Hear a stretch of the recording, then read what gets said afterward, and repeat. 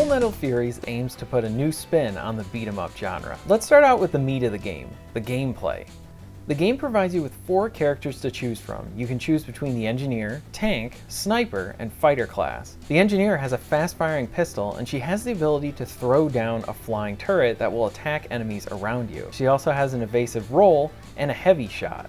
She doesn't have any access to melee weapons, so you really have to watch out when you're using your bullets and time your reloads accordingly. In contrast, the tank fights with a huge shield, and she's able to use this shield to defend against a lot of attacks, use it for melee attacks. She also has this really awesome shout ability where it'll send enemies flying across the screen. And she also has the ability for her evasive roll is to do the shield charge attack, so you can use it as a means to close distance between enemies. Furthering the distinction with the character classes, just look at the sniper class compared to the rest. The sniper can provide a great amount of damage, but the sniper cannot move while aiming or firing the rifle. The sniper is very slow for its movement speed, and to be able to evade out of the way, the sniper uses this hookshot ability that has to attach onto different surfaces to then be able to evade. You really have to watch out when you're in more of the open areas in the game. The 4 selectable characters play very differently from each other and do have their own ins and outs. Since the characters feel very different from each other, this really does invite being able to go back and then experiment with new characters and play new ones on different playthroughs. The whole game can be played through in 4-player co-op with local and online options. While in co-op, players will choose one character to play as, and you're not allowed to have multiples of the same character on the battlefield. The co-op will require more communication than a usual co-op experience, as this feeds into the game's hard difficulty and the enemy shield system. Certain enemies will have colored shields, and those shields can only be taken down by the corresponding color. Each playable character is one of 4 colors. This helps the game from being more than just a simple hack and slash game, because the shielded enemies you have to start coordinating with your team to take them out. These can create some really intense situations and challenging ones, as you'll have many of your team downed at certain points and they need to be revived, and you have that colored opponent that you need to take out, but that teammate is then down. So it creates this nice little dance where you're trying to get your teammate up, not trying to take any damage from the enemy, and get them back up to take out those enemies. Single player changes some things up because you'll be able to choose 2 playable characters to play as at once and be able to swap them on the fly.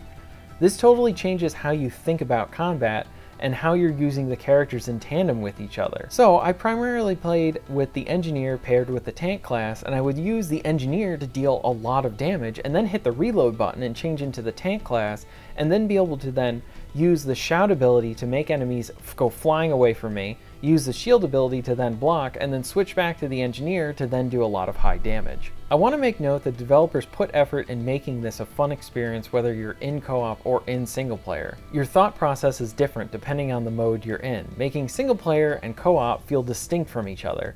Many times you'll see games that are advertised as co-op experiences and then they allow you to be able to play them through in single player, but the developers don't make the necessary adjustments to ensure that that same game is fun in both single and co-op. Full Metal Furies ensures that you're having a good time in whichever mode you're playing. As you fight through stages, you'll defeat enemies and bosses. Defeated enemies will net you gold so that you can use that to then upgrade your character in an RPG skill tree. Bosses and completing levels will net modifiers that you can attach to your character's different skills. These help to provide a good change up to the skills you're using. For example, the engineer will have an evasive roll, but then you can get a modifier that will allow the engineer to get a nice speed boost from their evasive roll. Or the shield maiden has the shout ability, which then pushes enemies away, or you can change her shout to be able to stun enemies for a few seconds. I really enjoyed the detail in the game. The game goes for a nice old school look. Along with that, I really like that, say, every time you fire your gun or fire your pistol, you'll see a shell casing pop out of your gun and hit the ground. The game has a good and fun, humorous tone, and this is even present in the skill tree description. So if I chose to upgrade a character's strength, it may say in the description, Aaron resentfully does 20 push-ups. Or if I upgrade her tech power, it'll say, Aaron willingly reads more books. I really like this. It's different for each of the characters and kind of gives you further insight into their personalities and them as individuals. Early on, you'll gain the ability to earn passive buffs for your characters as you defeat enemies and use your moves. These help give you a nice small boost in, say, health, tech, or strength powers.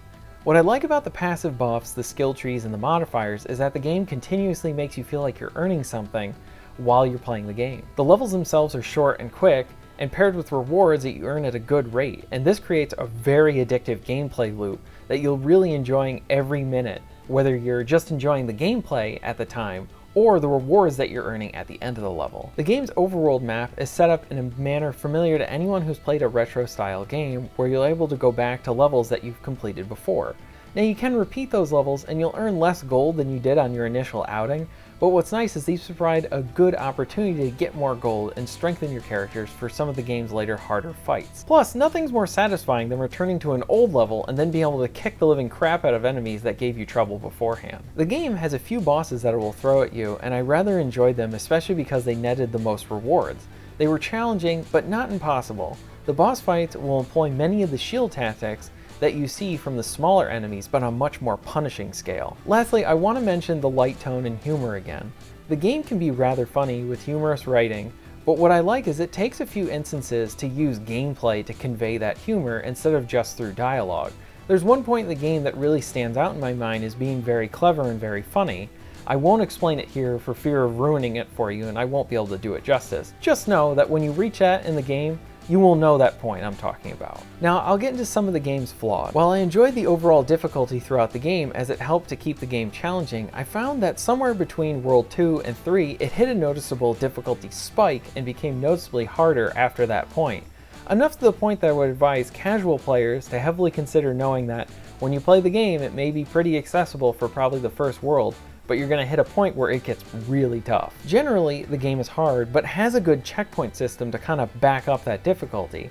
But there's 2 points where at 2 levels that it becomes very tedious because of how long they are, and there's no checkpoints. Lastly, I was not a fan of the optional puzzles in the game. You spend most of the game smashing enemies and leveling up your characters, but the game gates additional content behind these cryptic puzzles, and I'm either too dumb or the game doesn't give me enough clues to figure them out. My only real negative is the inclusion of the puzzles, as it just doesn't fit the gameplay loop of the game. You wouldn't see puzzles in, say, Streets of Rage. And as much as puzzles annoy me, I would have normally just Googled the answers, but since I was playing the game for release day, there was nothing to Google yet. With the minor frustrations aside, I highly recommend this game.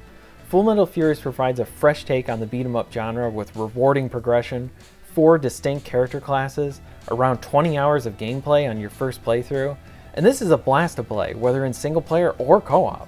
If you own an Xbox or a PC, I would consider checking this game out. It's highly recommended. I do hope that this title makes its way to the PS4 and Switch so that more people can enjoy this game. That's my review for Full Metal Furies. Thank you very much for watching, and I'll see you next time.